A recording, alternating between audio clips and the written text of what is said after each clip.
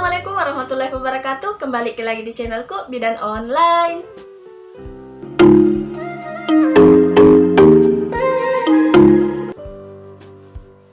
Kali ini saya akan membahas tentang infeksi saluran kemih. Untuk moms yang baru datang di channel ini, jangan lupa untuk klik tombol like, klik juga tombol subscribe, dan jangan juga lupa untuk aktifkan ikon notifikasi atau gambar lonceng, karena masih ada banyak hal yang akan saya bahas di video selanjutnya. Jadi jangan sampai ketinggalan moms. Terima kasih. Sebagai informasi, saya ingin menyampaikan kalau misalnya setelah menonton video ini, moms merasa ingin mempertanyakan sesuatu hal, moms bisa tuliskan di kolom komentar, insya Allah saya akan memberikan jawabannya. Moms juga bisa bertanya melalui Instagram atau Facebook yang sudah saya cantumkan di kolom deskripsi. Oke moms, infeksi saluran kemih atau yang disingkat dengan ISK adalah infeksi yang terjadi pada bagian organ kemih. Di antaranya itu adalah ginjal, ureter, kandung kemih, uretra.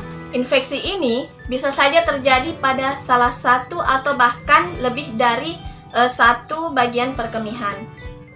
ISK atau infeksi saluran kemih ini terbagi menjadi dua, yaitu ISK atas dan ISK bawah.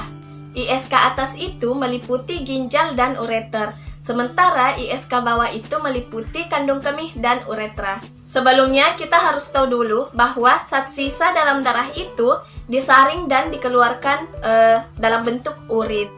Kemudian urin itu dialirkan ke kandung kemih melalui ureter. Dan setelah urin itu ditampung di kandung kemih, maka akan dikeluarkan melalui uretra. Seperti itu. Jadi proses keluarnya urin itu seperti itu moms. Kemudian apa sih penyebab terjadinya infeksi saluran kemih? Penyebab yang pertama itu disebabkan karena bakteri. Bakteri ini umumnya terdapat di saluran pencernaan, kemudian masuk melalui uretra. Kemudian yang kedua adalah cara membilas yang salah atau kurang tepat. Jadi ada juga orang setelah buang air besar membilasnya itu dari belakang, jadi dari belakang ke depan.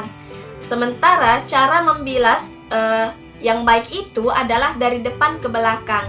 Jadi sebaiknya membilas itu dari depan ke belakang dan jangan lagi dengan cara dari belakang ke depan. Yang ketiga, melalui hubungan seksual. Kenapa? Karena beberapa orang mungkin kadang menahan buang air kecil setelah berhubungan seks. Sebaiknya jangan menahan untuk buang air kecil setelah berhubungan. Kemudian selanjutnya itu adalah kurang minum air putih. Moms, ginjal itu butuh cairan untuk berfungsi dengan baik. Dan karena kurangnya asupan cairan, karena kurangnya minum air putih, sehingga itu bisa menyebabkan bakteri lebih mudah untuk menyerang.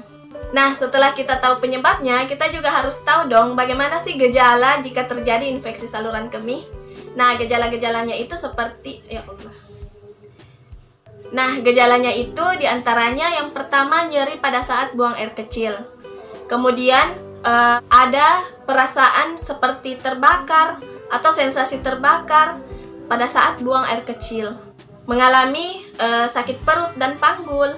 Selalu ingin buang air kecil meskipun urin yang keluar itu hanya sedikit. Kemudian warna urin atau air kencing itu lebih pekat dan kadang disertai dengan pengeluaran darah.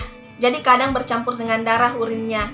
Dan yang terakhir itu bisa menyebabkan demam. Seperti itu. Jadi kalau misalnya moms demam, kemudian mengalami juga nyeri pada saat buang air kecil, atau urin yang keluar itu hanya sedikit, tapi moms selalu ingin merasa untuk buang air kecil, sebaiknya itu diperiksakan.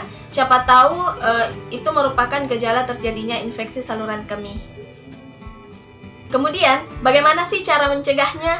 Daripada kita mengobati, mending kita mencegah. Jadi, moms harus perhatikan satu persatu bagaimana cara mencegahnya. Seperti yang tadi saya jelaskan sebelumnya, bahwa yang pertama itu kita harus membilas mulai dari depan ke belakang. Usahakan untuk tidak atau mengubah. Kalau misalnya sebelumnya membilas itu setelah buang air besar atau setelah buang air kecil, membilasnya itu dari belakang ke depan, sekarang kita ubah dari depan ke belakang. Yang kedua, perbanyak minum air putih. Yang ketiga, jangan menahan kencing. Jangan menahan pada saat ingin buang air kecil, sebaiknya langsung buang air kecil. Jangan menahannya lagi. Selanjutnya, jangan menggunakan pakaian dalam yang ketat dan kurangi menggunakan bahan pencuci atau bahan pembersih yang mengandung bahan kimia. Kemudian cara pengobatannya. Moms jangan khawatir karena biasanya pasien dengan infeksi saluran kemih itu diberikan antibiotik, tapi yang jelasnya antibiotiknya itu harus sesuai dengan resep dokter. Jadi saya tidak sebutkan obatnya di sini. Moms langsung yang saya tadi jelaskan juga bahwa kalau misalnya Moms mengalami gejala-gejala seperti yang tadi saya sebutkan, Moms bisa langsung periksakan ke dokter. Jangan sampai itu tidak diperhatikan, tidak dipedulikan, agar proses penyembuhannya juga bisa cepat. Jangan sampai infeksi itu dibiarkan tidak diobati. Nah, mungkin sekian dulu video saya kali ini, Moms. Kalau misalnya Moms merasa bahwa video ini bermanfaat, jangan lupa untuk klik tombol like dan share agar banyak orang yang mendapatkan manfaat dari video ini. Terima kasih. Wassalamualaikum warahmatullahi wabarakatuh.